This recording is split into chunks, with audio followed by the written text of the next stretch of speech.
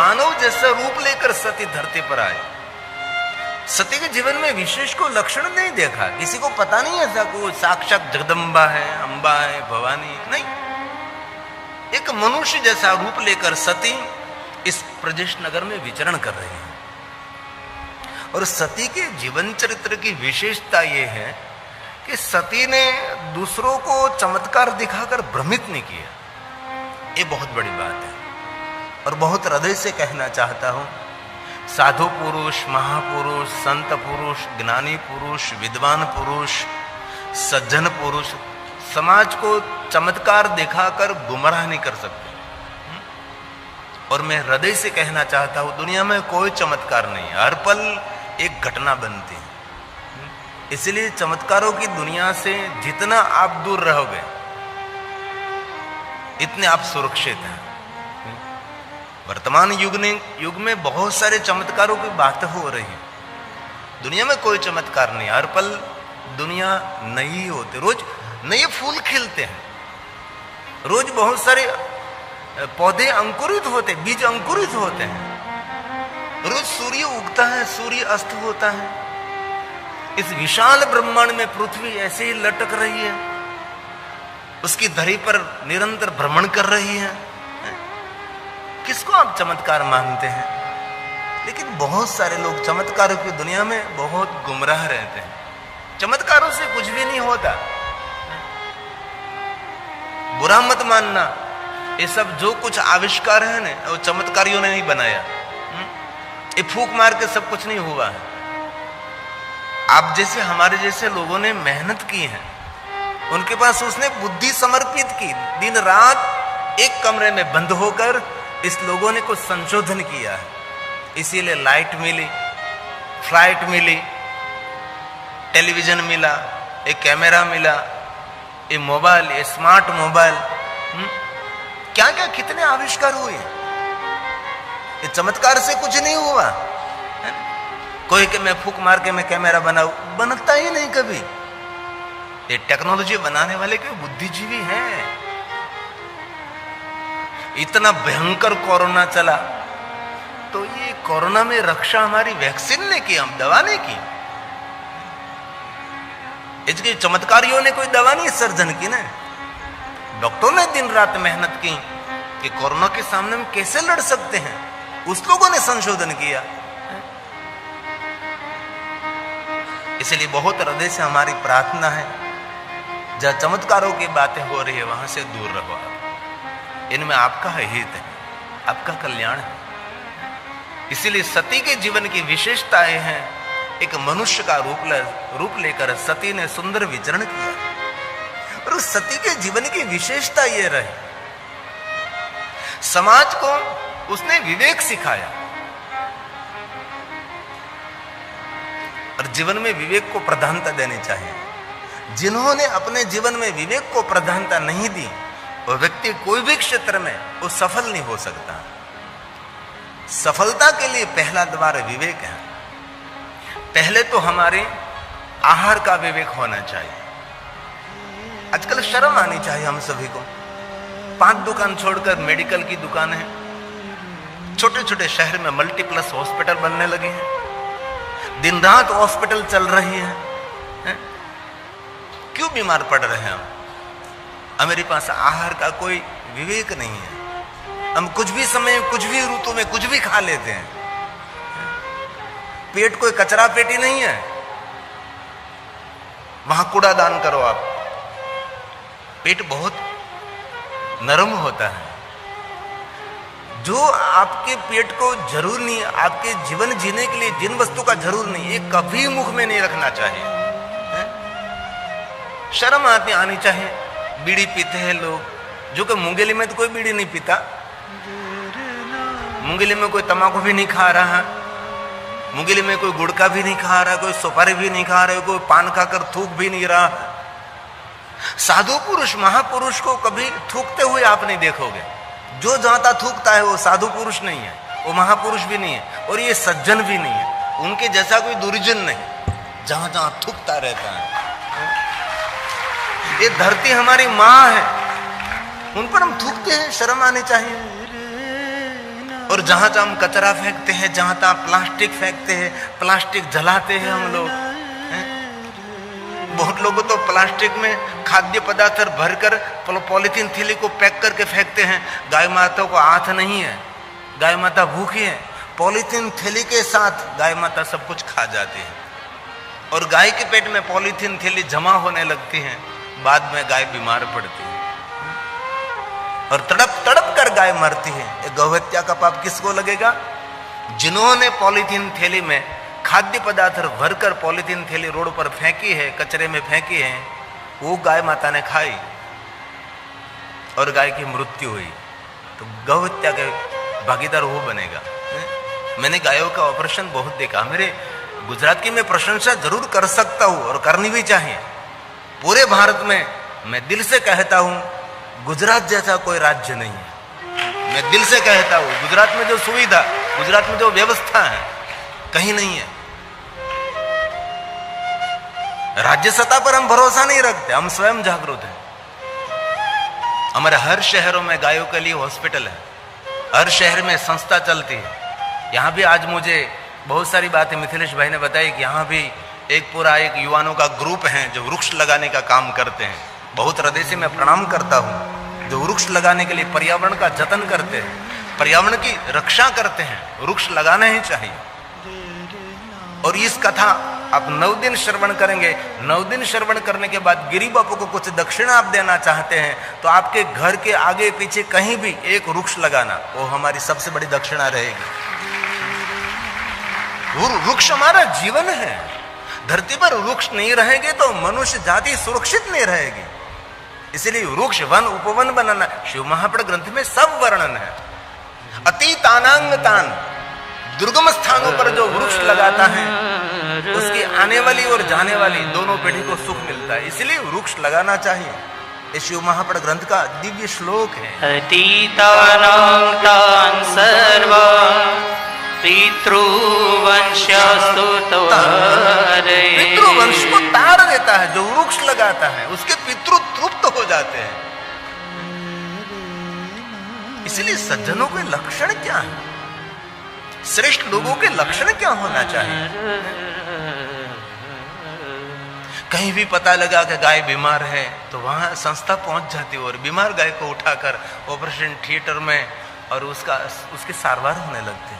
हर एक बीमार गायों की क्या बात कर, कोई पागल रोड पर इधर उधर घूमता है ना तो बहुत सारी संस्था चलती है, उसको संपर्क कर इसी समय इस पागल को वहां से उठा लेकर उसका अच्छे से कपड़ा बाल सब ठीक कराकर उसकी दवा योग्य सारवार कर देकर पागलों की सेवा, बहुत सारी सेवा की संस्था चलती रहती है।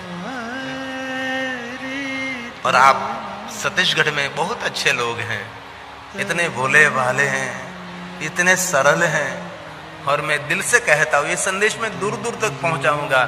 आप में जितनी श्रद्धा और भक्ति है ऐसी बहुत कम जगह पर देखी भी जाती है।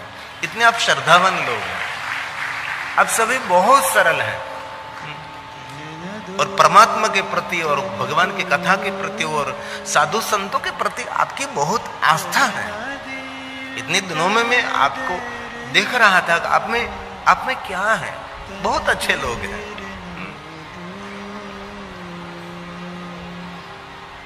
तो मैं ये कहना चाहता था, विवेक को प्रधानता दीजिए।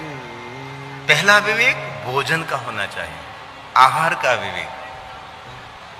आहार का विवेक आप में रहेगा तो आहार में से विचारों का सर्जन होता है ना, इसलिए विचारों का विवेक।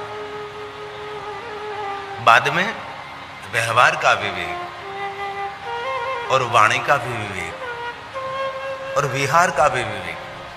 कहां आप जा रहे हैं, कहां आप विचरण कर रहे हैं, उन पर भी बहुत जीवन का आधार रहता है। और वाणी का विवेक तो जीवन में बहुत प्रधानता, बहुत महत्व का है। क्योंकि छड़े पड़े मानवी जीव बड़े। जिनके पास वाणी का विवेक है वो व्यक्ति कोई भी क्षेत्र में बहुत बड़ी सफलता अर्जित कर सकता है।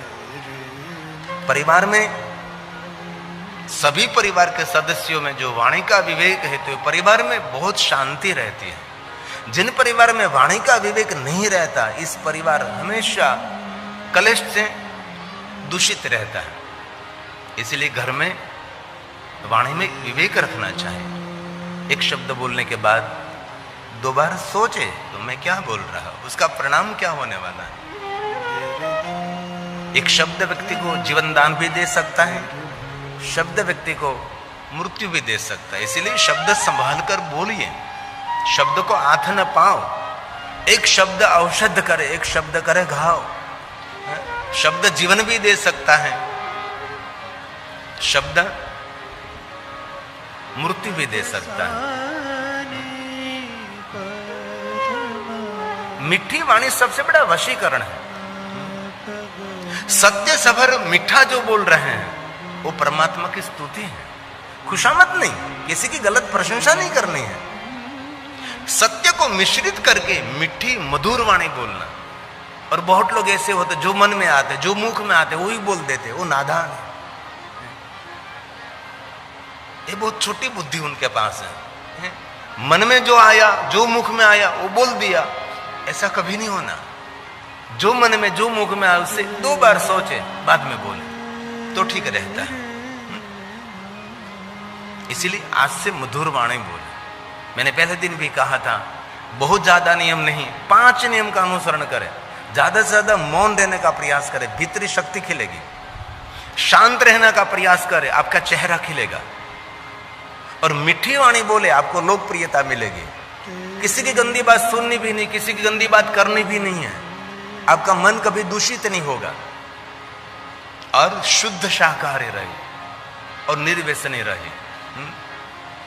ऐसे जीवन जीने के लिए तो बहुत सारे नियम बनाने पड़ते हैं, लेकिन इसे बहुत सारे नियम नहीं, लेकिन 5 नियमों का अनुसरण करें।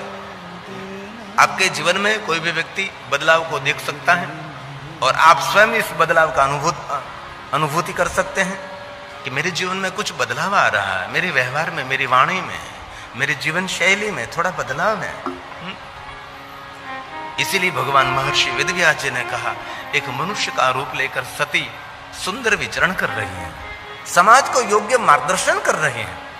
सती ने इतना सुंदर जीवन निर्माण किया कि प्रजेश नगर में दक्षपुत्री सती विचरण करवा निकल रही तो सभी लोग उसको मान सम्मान के साथ प्रणाम करते हैं। सती का दर्शन करके अपने जीवन को धन्य मानते हैं।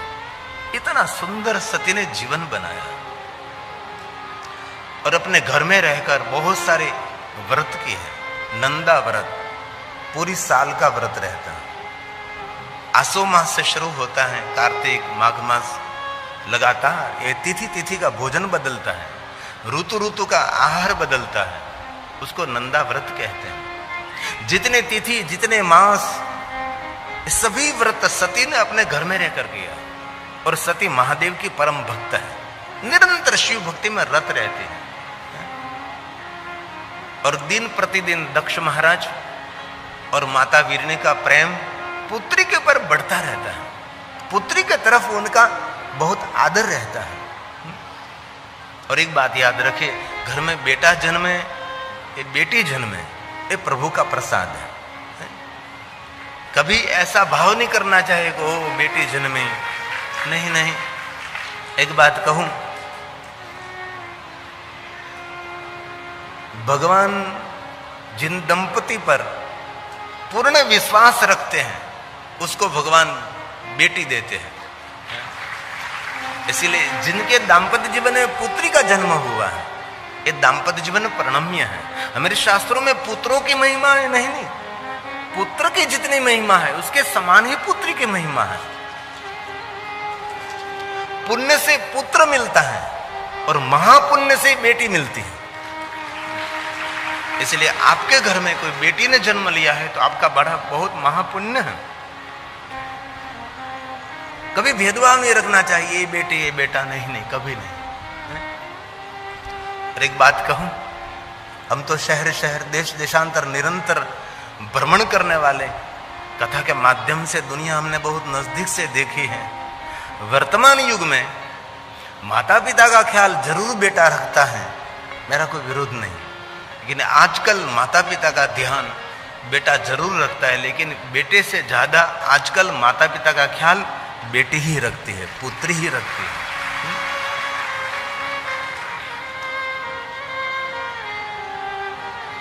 उनके हृदय में जो माता पिता के प्रति आदर है, इस सबसे जुदा आदर रहता है। इसलिए भगवान ने आपको बेटी दी है, तो भगवान को प्रसन्न करने के लिए उनका कभी अनादर नहीं, उनका कभी अपमान नहीं, क्योंकि भगवान ने दिया हुआ वरदान है बेटी। ये कोई सामान्य थोड़ी है। इसलिए मेरे शास्त्रों में पुत्रियों की बहुत महिमा है, जितना कहे इतना कम रहता है।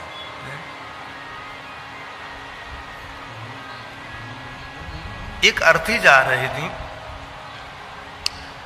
3 बेटे थे, पिता की मृत्यु हुई थी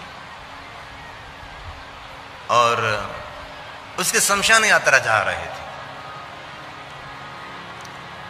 तो एक बहुत बड़ा पहलवान इस शमशान यात्रा को रोक लिया और कहने लगा, मैं उसको अग्नि संस्कार नहीं करने दूंगा। सबने पूछा, क्यों भाई? मुझे उसके पास से 25 लाख रुपया लेना है, बाद में मैं उसको अग्नि संस्कार करने दूं। जो साथ में थे यात्रा में, बड़े बेटे को कहा कि क्या करेंगे? तो मेरे पास तो कुछ भी नहीं है, मैं कहां से 25 लाख रुपया दूं, मुझे कोई उधार भी नहीं देने वाला है। दूसरे ने कहा, मैं तो छोटी सी नौकरी करता हूं, कहां से 25 रुपया दे सकता हूं। तीसरे ने कहा, मेरी तो अभी नई नई नौकरी लगी है। पहलवान ने कहा, तो मैं अग्नि संस्कार नहीं कर दूं। तीनों बेटे ने हाथ ऊंचा कर दिया, हम नहीं दे सकते 25 लाख रुपया। इसी समय पूरा सन्नाटा, सब मौन है। एक बेटी आई पहलवान के पास, पहलवान को कहा, भाई ये मेरे पिताजी हैं, मैं उनकी एक ही बेटी हूं, मेरे पिताजी का अग्नि संस्कार तो करना ही है। पहलवान जी, जो हो मुझे पता नहीं, लेकिन अभी मेरे पास जितने गहने हैं सभी गहने मैं आपको अभी दे देती हूं, और बाकी रहा पैसा वो मैं कहीं से भी लाकर मैं जल्दी से जल्दी आपको दे दूंगी, लेकिन ये मेरे पिताजी को अग्नि संस्कार करने दीजिए। बेटी बोली।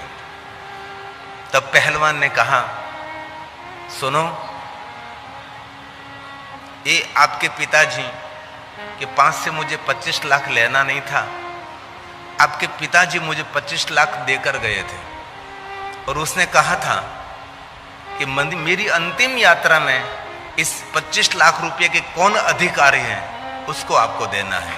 बेटी, ये तेरे लिए, ये पुत्री। आपके पिताजी मेरे परम मित्र थे और वो कहकर दे गए थे कि जो अधिकारी है उनको ही देना, जो अन्य अधिकारी उसको 1 रुपया नहीं देना। और इस पहलवान ने इस बेटी को 25 लाख रुपया दे दिया। ये बेटी की महिमा है। और मैंने बहुत बार कथा में कहा है, अब सत्यक्षीर में तो यहां तो सबको संस्कार संपन्न आप सभी लोग हैं, लेकिन कभी अनुभूति करना, आपके बेटे ससुराल में है और बेटा कहीं अपने उसकी पत्नी के साथ कहीं नौकरी कर रहा है, वहां रहता है, और दोनों को साथ में फोन करना कि बेटी तेरी माँ बीमार है, हॉस्पिटल ले जाना है, जल्दी आना। एक फोन बेटे को करो कि तेरी माँ बीमार है, बेटा जल्दी यहाँ पहुंचना। बेटा उसकी पत्नी को कहेगा कि पिताश्री का फोन आया था, माँ बीमार है, जाना है। तो पत्नी कहेगी कि दूसरा फोन का थोड़ा प्रतीक्षा करो, दूसरे फोन की। बेटा दूसरे फोन की प्रतीक्षा करेगा और बेटी को फोन करो, किसी को पूछने के लिए खड़ी नहीं रहेगी, आकर आ जाएगी कि मेरी माँ बीमार है। ये पुत्री की महिमा है।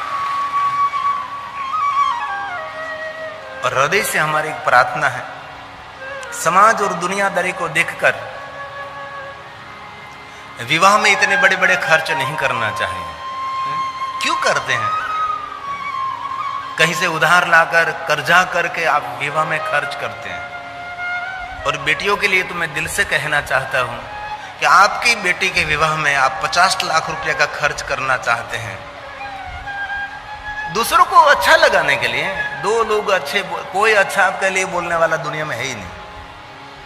इसलिए मैं हृदय से प्रार्थना करता हूं कि आपकी बेटी के विवाह में 50 लाख रुपए का खर्च करना चाहते हैं तो 25 लाख रुपए का खर्च करो। जो 25 लाख रुपया बचे वो आपकी बेटी के नाम से डिपॉजिट कर दो, कहीं जीवन में उसको उपयोगी होगा। समाज की वाहवाही देकर कुछ भी नहीं मिलता आपको। आपके जीवन को सुरक्षित करें। आपका जीवन सुरक्षित होगा तो आपका परिवार सुरक्षित रहेगा। लेकिन बहुत लोग दुनिया में, समाज में वाहवाही कराने के लिए गलत खर्च बहुत करते हैं। जीवन को संभाल कर थोड़ा सा जीवन को देखें। सती समाज के लिए एक सबसे बड़ी प्रेरणा है। सती महादेव की परम भक्त है। अब सती युवान है, विवेक का बहुत जतन किया है। विवेक के बिना कोई व्यक्ति अपने जीवन में कोई भी क्षेत्र में सफल नहीं हो सकता और सुखी भी नहीं हो सकता। तो प्रश्न ये कि विवेक कहां से मिलेगा? तो रामचरितमानस तुलसी ने कह दिया कि विवेक कोई बाजार में से नहीं, कहीं समाज में से नहीं, विवेक का कोई उद्गम स्थान है। तो रामचरितमानस में एक ही बात कही, जहां से विवेक मिलता है। बिनु सत्संग विवेक न होई, बिनु सत्संग विवेक न होई,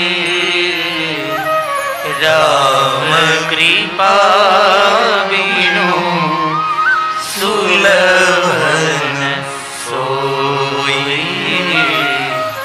राम कृपा बिनु सुलभ न सोई। परमात्मा की कृपा है तो उनको सत्संग मिलेगा, और सत्संग मिलेगा तो सत्संग में से विवेक की बहुत सारी बातें सीखने को मिलेगी। सत्संग के बिना कहां से विवेक? विवेक जीवन का अमृत है। और एक बात कहूं, विवेक जीवन का कवच भी है। विवेक हमारी सुरक्षा है। इसीलिए जीवन में सब कुछ चला जाए लेकिन विवेक कभी चला नहीं जाए। कोई व्यक्ति का पतन होने वाला है तो पहले उसका विवेक खत्म हो जाएगा। विवेक उसके पास से चला जाएगा तो सब कुछ धीरे धीरे धीरे धीरे धीरे सब कुछ चला जाएगा। इसलिए कभी भी विवेक को छोड़ना नहीं चाहिए।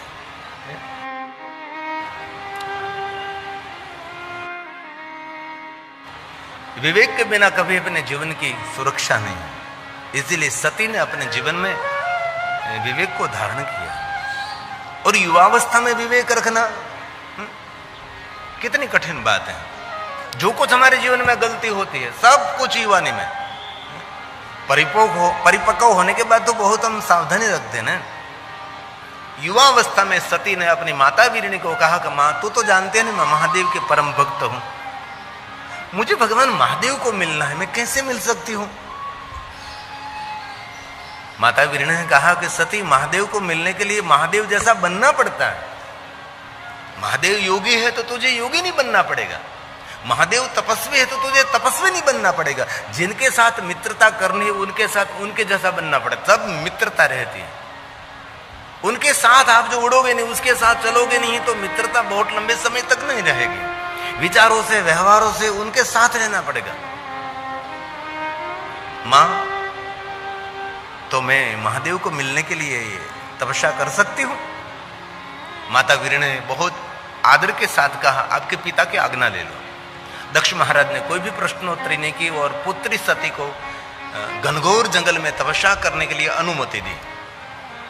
और प्रश्न ये उठता है कि नहीं, माता पिता ने कोई प्रश्न ही नहीं किया। सती ने अपने जीवन के आधार पर अपने माता पिता का कितना सुंदर विश्वास जीता होगा। और हर युवान बेटा और बेटी के लिए मैं कह सकता हूं, जो युवान बेटा और बेटी अपने माता पिता का विश्वास जीत लेता है वो दुनिया को जीत सकता है। जो बेटा और बेटी अपने माता पिता का विश्वासघात करते हैं उनको माता पिता की हत्या का दोष लगता है। इसीलिए पिता ने आप पर भरोसा रखा है, माँ ने आपका भरोसा रखा है। मेरा बेटा पढ़ रहा है, बड़ा ऑफिसर बनेगा। मेरी बेटी अपना घर छोड़कर शहर में रहती है और पढ़ रही है। हर पिता, हर माता पिता ऐसा मानते हैं कि मेरी बेटी अपने पैरों पर खड़ी हो जाए, मेरी बेटी प्रोफेसर बने, ऑफिसर बने, हमारा गौरव बने। हर माता पिता को अपेक्षा होती है। अने मैं बहुत हृदय से कहता हूँ, हर बेटियों को पढ़ना चाहिए, अपने पैरों पर खड़ा होना चाहिए। खूब पढ़ो, खूब पढ़ो। कोई माता पिता का बेटा कोई ऑफिसर बने, कोई प्रोफेसर बने, कोई डॉक्टर बने, तो माता पिता के लिए गौरव नहीं है। लेकिन जो माता पिता की बेटी प्रोफेसर, ऑफिसर और डॉक्टर बनेगी तो माता पिता समाज में बड़ा गौरव धारण कर सकते। मेरी बेटी डॉक्टर है। बेटा तो सबका बड़ा ऑफिसर होता है, लेकिन बेटी जब कुछ क्रांति करती, बेटी जब बड़ा सफलता हासिल करती है, तब माता पिता का गौरव बढ़ता है। इसीलिए मेरी युवान बेटियों को मेरी दिल से प्रार्थना है, खूब पढ़ो, आपका जीवन निर्माण करो। आप स्वयं आपके परिवार का गौरव बनो। अरे परिवार का आधार भी बन सकते हो आप। स्वयं किसी की कभी निराधार नहीं रहना है। दूसरों पर डिपेंड रहने से कोई जीवन में सुरक्षा नहीं रहती। इसलिए मेरी युवान बहन बेटियों को मैं दिल से प्रार्थना करता हूं, पढ़ाई में संपूर्ण ध्यान रखो। इतनी सफलता हासिल करो कि आपका समाज तो सही, आपका गांव तो सही, लेकिन ऐसी बड़ी सफलता हासिल करो आपका राज्य आपका सम्मान करे कि हमारे राज्य की बेटी है, ये हमारी बेटी है। ऐसा कुछ कर सकते हो आप। लेकिन हर युवान बहन बेटियों को मैं दिल से कहना चाहता हूं, खूब पढ़ो, अपने पैरों पर खड़े रहो। आप युवान बंदी और पैरों पर खड़ी भी हो गई, लेकिन एक हमारे हृदय से प्रार्थना है, विवाह करने का समय आवे तो हमारी एक रिक्वेस्ट है, विवाह करो तो आपके परिवार में करो, आपके समाज में करो। हमारी सुरक्षा समाज में हमारी रहन सहन, खानी पीनी, रीत रिवाज सबसे हम वाकिफ हैं। और कहीं दूर चली जाओ तो दुखी दुखी हो जाओगे। इसलिए आपके समाज में रहो। और हर युवान बेटियों को मैं दिल से प्रार्थना करता हूं, पढ़कर ऑफिसर बनो, प्रोफेसर बनो, कुछ भी बनो, लेकिन आपका कन्यादान करने का अवसर माता पिता को मिलना चाहिए। आपको स्वयं को निर्णय नहीं लेकर कहीं भागना नहीं है। हमने बहुत दुनिया में बेटियों को दुखी हुए हुए देखा, जो सनातनी परंपरा को छोड़कर कहीं दूर चली जाती है। कहां जाती है आपको पता है। बहुत सारी बहन बेटी गई भी है। इस विषय में मुझे नहीं जाना है, लेकिन मैंने बहुत दुखी दुखी बहन बेटियों को देखी भी है।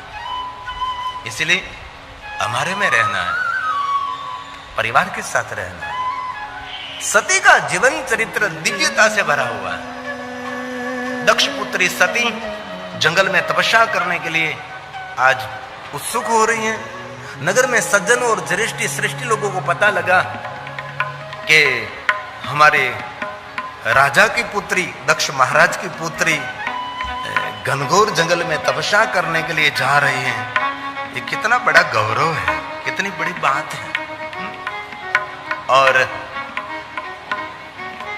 नगर में जो श्रेष्ठ लोग थे सब मिलने के लिए आए हैं और सती को कहने लगे कि सती, हमने सुना है कि आप जंगल में जाकर तपस्या करेगी। सती ने कहा, मैं जंगल में जाकर मैं तपस्या करूंगी। नगर में जो श्रेष्ठ लोग थे सब सती को धन्यवाद देने लगे कि बहुत सुंदर बात है, इतनी युवावस्था में आप तपस्या करने के लिए। और बहुत हृदय से कहता हूं कि तपस्या करने का कोई समय है, विद्या ग्रहण करने का कोई समय है, जीवन निर्माण करने का कोई समय है तो युवावस्था है। जीवन में बहुत कम समय मिलता है। एक बार हाथ में से युवावस्था चली गई, बाद में कुछ भी नहीं रहता जीवन में। निर्धनता को दूर करना है तो भी युवावस्था में कर सकते हैं। और एक बात याद रखना मेरे युवान भाइयों, निर्धन परिवार में जन्म हुआ आपका तो ये घटना है, ईश्वरी घटना समझो, जो समझो। तो कोई निर्धन परिवार में निर्धन माता पिता दरिद्र से भरा हुआ परिवार, गरीब परिवार, निर्धन परिवार में जन्म मिला आपको, एक घटना है।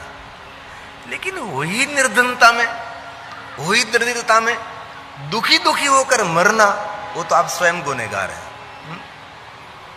आप निर्धनता को दूर दूर तक धकेल कर भेज सकते हो। और जितने जितने दुनिया में बड़े बड़े लोग हुए हैं, इस लोग राजमहल में नहीं जन्मे, झुपड़े में ही जन्मे हैं। वहां से कुछ क्रांति हुई है। ऐसा कभी नहीं सोचना कि आप निर्धन परिवार में जन्म आपका हुआ है।